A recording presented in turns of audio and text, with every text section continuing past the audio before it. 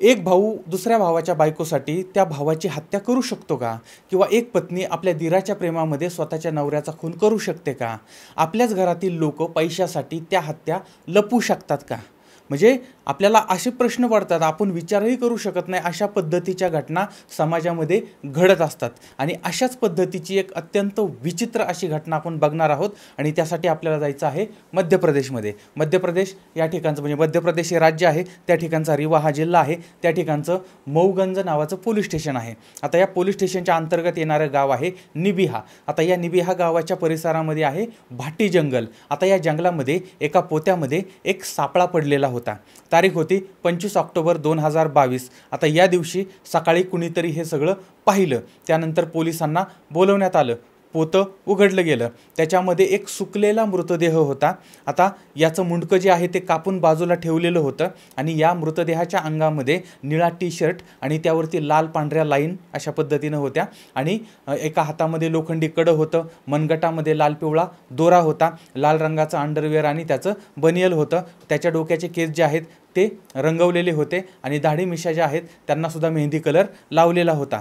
आणि हा मृतदेह जो आहे तो एका पुरुषाचा मृतदेह होता. त्याचं वय साधारणपणे 35च्या आसपास असावं असं वाटत होतं. आता या व्यक्तीची हत्या साधारणपणे 3 महिन्यापूर्वी झालेली असावी असा सुद्धा एक अंदाज होता. आता अशा पद्धतीचा हा मृतदेह सापडला. तो मृतदेह संजय गांधी मेडिकल कॉलेज जे आहे त्या कॉलेजमध्ये फॉरेन्सिक लॅब जे आहे त्या लॅबला पाठवण्यात आलेला आहे. एका बाजूला मेडिकल सुरू झालेलं आहे, दुसऱ्या बाजूला ही व्यक्ती कोण होती याचा तपास सुरू झाला. आता पोलिसांनी मीडिया आणि सोशल मीडियाचा उपयोग करायला सुरुवात केली. या माध्यमातून ही माहिती, हे फोटो आणि जे काही पुरावे सापडले ते पुरावे लोकांपर्यंत पोहोचवायला सुरुवात केली होती. आणि त्यावेळेस मग त्या परिसरामध्ये कोणी गायब झाले का याचीसुद्धा माहिती पोलिसांनी घ्यायला सुरुवात केली. आणि काही काळातच त्या ठिकाणी हा जो मृतदेह आहे त्या मृतदेहाची ओळख पटलेली होती. कारण याच परिसरामधलं उमरी श्रीपत नावाचं एक गाव आहे, त्या गावामध्ये राहणारा राम सुशील पाल.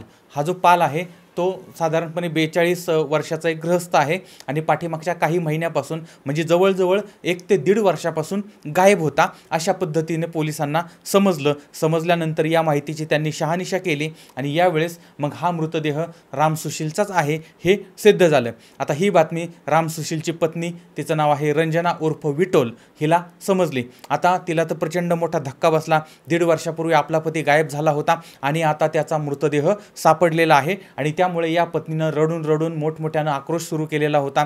आता तिचं रडणं थोडं शांत झालं. शांत झाल्यानंतर पोलिसांनी तिच्याच हातात बेड्या घातल्या आणि तिला अटक केली. कारण ज्यावेळेस पोलिसांनी तपास केला तेव्हा अनेक धक्कादायक बाबी समोर आलेल्या होत्या आणि त्यामुळे ही जी रंजना पाल आहे तिला जर अटक केली पण त्यांच्या भावकीमधला गुलाब, अंजनी, रामपती या तिघांना ताब्यात घेतलं आणि दुसरे 2 जण होते गुड्डू आणि सूरज, हे 2 जण फरार झाले होते. आता हे अटक झालेले सगळं जे आहेत ते पाल आडनावाचे होते, म्हणजे गुलाब पाल किंवा रामपती पाल, गुड्डू पाल, सूरज पाल. त्यामुळे पाल आडनाव मी काही परत घेतलं नाही.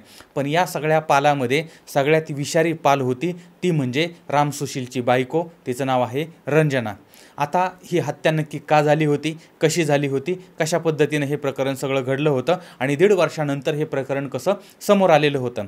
तर राम सुशील पाल हा एक शेतकरी आहे आणि त्या बाहेर पण त्याचं काही काम चाललेलं असतं. आणि आता याचं लग्न झालं होतं, त्याला पत्नी होती, पण दुर्दैवाने त्याच्या पत्नीचं निधन झालं आणि नंतर वयाच्या 38व्या वर्षी यानं दुसरं लग्न केलं होतं. आणि त्याची पत्नी जी होती ती सुद्धा त्याच्याच वयाची होती, म्हणजे साधारण 36 वर्षाची होती. तिचं नाव आहे रंजना.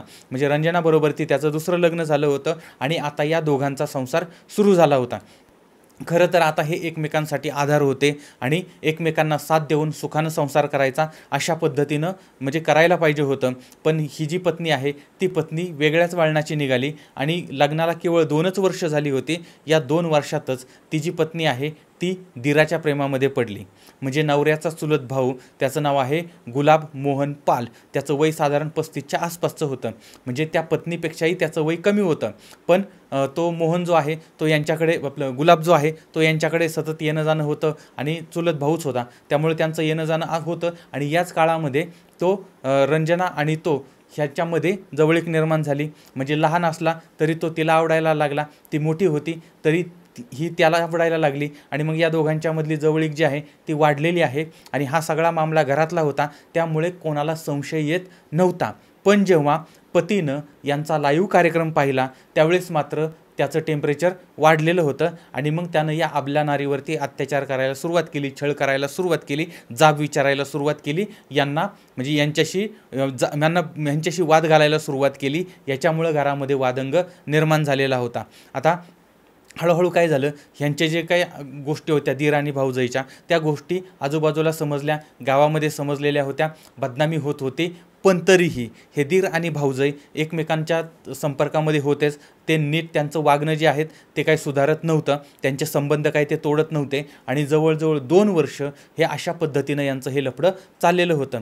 आता या काळामध्येच या मंडळींनी रामसुशीलची हत्या करण्याचा निर्णय घेतला होता.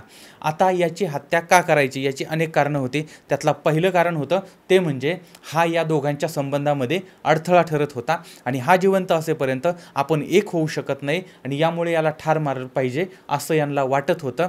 आणि हा जो पती आहे त्या पतीच्या नावावरती प्रचंड जमीन होती आणि ती जमीन नंतर बायकोच्या नावावरती होणार आणि तो मेल्यानंतर मग ती बायको जी आहे त्या बायकोलाच स्वतःच्या नावावरती करून घ्यायचं, म्हणजे जमीन पण आपली आणि बायको पण आपली, अशा पद्धतीनं किंवा अशा मानसिकतेमधून त्या बायकोनं आणि त्या दिरानं या मंडळींनी कट कारस्थान रचायला सुरुवात केली, प्लॅन करायला सुरुवात केली. आता प्रश्न होता त्याला ठार मारायचं कसं. याच्यासाठी त्यांनी अनेक वेगवेगळे प्लॅन केले, वेगवेगळे प्रयत्न केले होते आणि यावेळेस यांनी असंही ठरवलं की याच्या जेवणामध्ये विष मिसळायचं आणि त्याची हत्या करायची. आणि त्याप्रमाणे 2021 साली मे महिन्यामध्ये रात्रीच्या वेळी या मंडळींनी याला समोसे आणून दिले आणि त्या समोसेच्या चटणीमध्ये या बायकोनं उंदीर मारायचं औषध टाकलं आणि ते गोड बोलून नवऱ्याला खायला लावलं.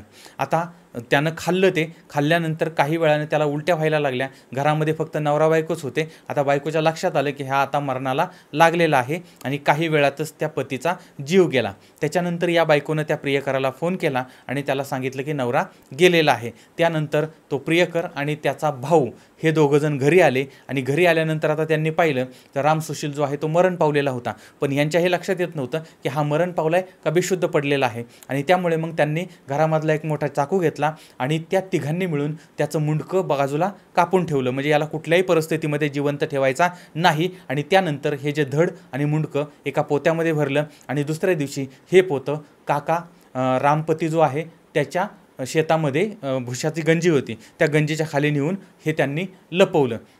आता या सगळ्यामध्ये त्या काकाची मुलं जी आहेत गुड्डू आणि सूरज यांनी सुद्धा साथ दिलेली होती. अशा पद्धतीनं ही हत्या झाली आणि दुसऱ्या दिवसापासून काहीच झालं नाही अशा आविर्भावामध्ये ही मंडळी वागायला लागली. आणि दीर आणि भाऊजाई म्हणजे बायको आणि दीर यांच्यामध्ये अगदी आता मोकळं रान मिळालेलं होतं.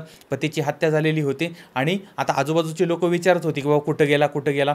त्यावेळेस मात्र काय व्हायचं की हा जो पती आहे तो कधी 8-8 दिवस, 15-15 दिवस, महिना तो बाहेर असायचा आणि त्याच्यामुळे मग तिने सांगितलं बाहेर गेलेला आहे म्हणून आणि हळूहळू लोक विसरून जातात. आता लक्षात घ्या, जेव्हा घरातलीच लोक विसरतात बाहेरच्या लोकांचा तर काही संबंधच येत नाही. त्यामुळे हा विषय जो आहे तो मागं पडत जात होता. आता इकडं मात्र यांना जमीन मिळालेली होती, त्याची बायको मिळालेली होती, सगळं काय आनंद होतं आणि सगळं काय अगदी राजेखुशीनं हा सगळा मामला चाललेला होता. या गोष्टीला 1 महिना झाला, सगळं पचून गेलं होतं. 2 महिने गेले, 6 महिने गेले, 1 वर्ष गेलं, 1.5 वर्ष होत आलं होतं. कोणाला काहीही समजलेलं नव्हतं. अर्थात समजणारच कसं, लक्षात घ्या, ज्यावेळेस कुंपणच शेत खातं ना त्यावेळेस जगाला काय कळणार आहे की बाबा हे कशामुळे काय झालं आणि कायमुळे, त्या काहीच कळणार नव्हतं. आणि घरातले जेव्हा म्हणजे जोडीदार ज्यावेळेस शेण खातो त्यावेळेस ते पाप जे आहे ना ते झाकण्याचाच प्रयत्न जास्त केला जातो. पण असं पाप फार दिवस टिकत नाही आणि असं फार दिवस अंधारामध्ये राहत नाही. आता ज्या भुशामध्ये हा मृतदेह लपून ठेवलेला होता तो भुसा आता संपत आलेला होता आणि मग प्रश्न पडला की आता या मृतदेहाचं करायचं काय.